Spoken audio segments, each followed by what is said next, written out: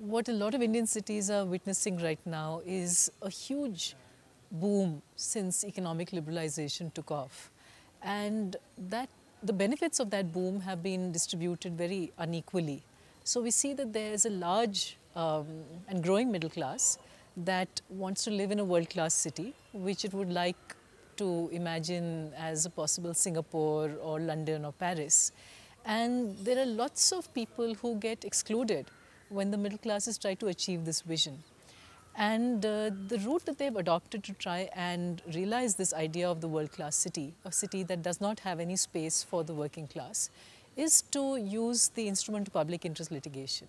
So what was earlier a legal device that tried to make the law accessible to poor people has now been pretty much hijacked by the middle classes, who are now using it to get very, very drastic actions taken.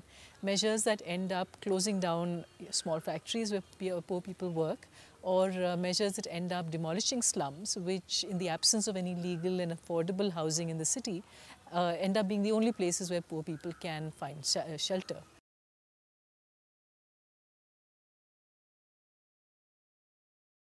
I think there are two sorts of things going on. One, on the side of social groups and social movements, I think there is an increasing tendency to sort of leapfrog over the process of political mobilization. So a lot of groups who cannot put in the hard work of grassroots mobilization, or the work of trying to work within political systems by trying to find legislators or other politicians or community leaders who will, put forward their cause, find it either because these groups don't have the resources or because this is not the kind of politics that they believe in. They end up appealing directly to the court, thereby short-circuiting the entire process of collective mobilization, consensus building, and so on.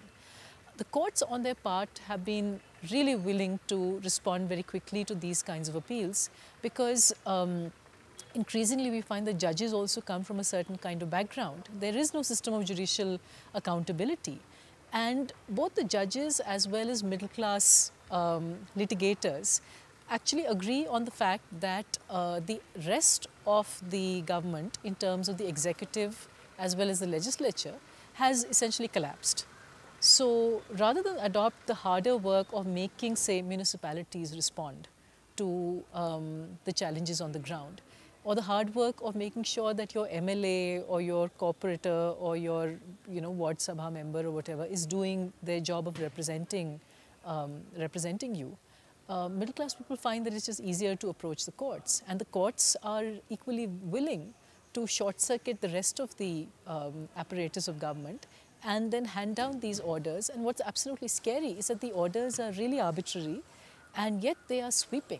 Whenever poor people in the city have appealed to the courts to gain some form of recognition in terms of a just rehabilitation policy, the court has actually superseded what the Delhi government was willing to give them, and has said that giving land to a squatter is like rewarding a pickpocket. Completely ignoring the fact that people don't squat in the city because they like to, they squat because they have no other opportunity to find legal and affordable housing.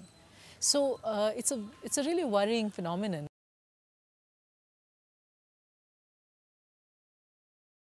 The kinds of concerns that I think are really important in rural areas, ideas about cultural identity, rights, social movements, are all extremely important in the urban context as well. And I think there are important lessons that the urban context throws up for rural social struggles. I mean, for instance, one of the strongest ways in which people in rural areas have made claims to the places that they live in is in terms of cultural attachment. So Adivasis in the Narmada Valley will say, we've been here for generations. We have a cultural attachment to this land. We have legends and histories in relation to this space.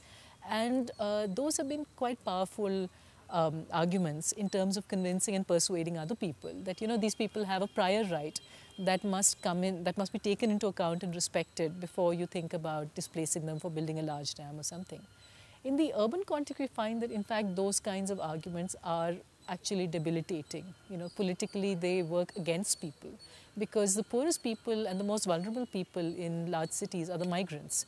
So whether you look at Bombay and the fact that migrants have been chucked out of the city because of this whole Marathi Manus construct, or whether you think of Delhi, where you find people making pejorative remarks, stereotyping Biharis or Bangladeshis, and you find moves to deport them, are in some ways part of a set of cultural assumptions about cities in some ways belonging to people who were there before. And this notion that these migrants are coming in and flooding the city, they should go back to where they belong, comes out of, in some ways, the kind of political claims that have been used successfully in the rural context. So this comparison between urban and rural struggles and the kind of cultural claims that people make has in fact made me rethink the grounds on which people should make claims to rural resources as well. What is the cultural resonance of certain kinds of other identities like indigenous identities, and how does that cultural resonance sometimes end up trapping people, incarcerating them into certain spaces. So an Adivasi is all right as long as he or she is in the forest, but if that Adivasi comes to your city and squats near your house and becomes an economic or an ecological refugee and a migrant, then that person is no longer okay.